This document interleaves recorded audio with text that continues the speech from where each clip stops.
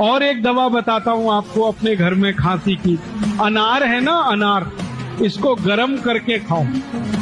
वैसे तो अनार ठंडा खाया जाता है, लेकिन अनार के दाने, इनका या तो रस निकाल लो, उसको गर्म करके पी जाओ, खांसी ठीक करेगा, या अनार के दानों को गर्म करके खा लो चबा के, तो भी खांसी ठीक। और एक अच्छी दवा है अपने घर में, ये जो काली मिर्च है, गोल मिर्च, इसके 2 टुकड़े मुंह में रखो और चूसना शुरू करो, खांसी एकदम बंद करता है। दालचीनी का टुकड़ा मुंह में चूसना शुरू कर दो, खांसी बंद कर देता है।